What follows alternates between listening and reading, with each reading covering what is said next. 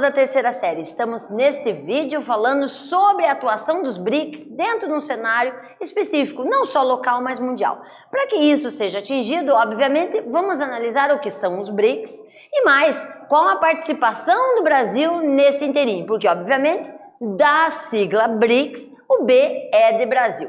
Para que isso seja atingido, não só dentro do cenário, identificar Brasil, mas também a primeira coisa que devemos fazer é identificar o que significa cada uma das letrinhas. Então nós vamos ter Brasil, Rússia, Índia, China e África do Sul. Dentro desse contexto, devemos evidenciar que a utilização desta sigla não é de um bloco econômico. É uma sigla originalmente identificada e vinculada por esse grupo financeiro chamado Goldman Sachs, que identificou desde 2001 a possibilidade de algumas características em comum entre esses países, como sendo países como focos de investimento. Então ele olhou para Brasil, Rússia, China, Índia e África do Sul, no quesito ainda não África do Sul, falemos na sequência, mas pensaram na organização de ser ótimo para investimentos, porque são países com características muito singulares.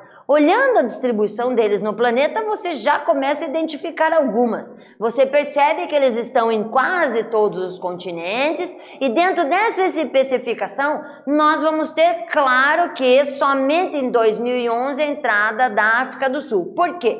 Porque até 2011 nós vamos ter, na década de 90, um processo ligado à dissociação da África do Sul do Reino Unido.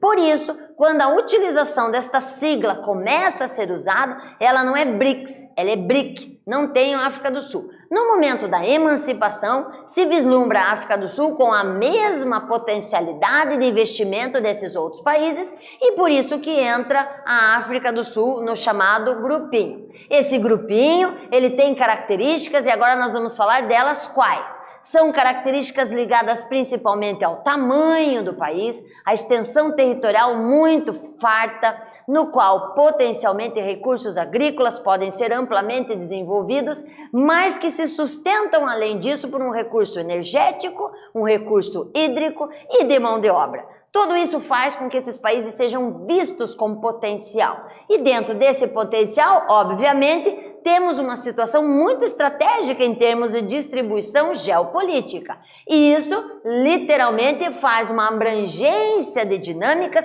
de atração, que por mais que alguns deles possam ser vistos como problemáticos em termos econômicos, e nesse caso podemos usar o Brasil, sempre vamos ser como ponto de convergência para que países olhem para a gente com um interesse muito forte.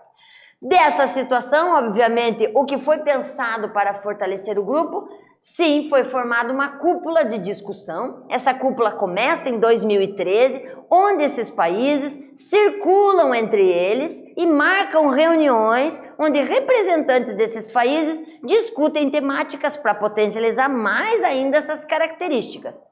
Uma, inclusive, a de 2020, foi destacada no Brasil. Dentro dessas políticas, obviamente, temos que observar que temos as diferenças entre os países, a otimização de alguns recursos em detrimento de outros, mas isso não significa dizer que deixam de ser atraentes, e sim que potencializam o que cada um tem de melhor. Dentro disso, aqui um comparativo entre eles, observem que interessante o crescimento chinês, que a partir de 1980 até 2020 deu um alavanque gigantesco, principalmente pela estrutura da abertura econômica que a China deu, principalmente a partir da década de 70 e que vertiginosamente se percebe consolidando a partir de 2020. E isso, literalmente aproveitando recursos de mão de obra de território que muitos estabelecem.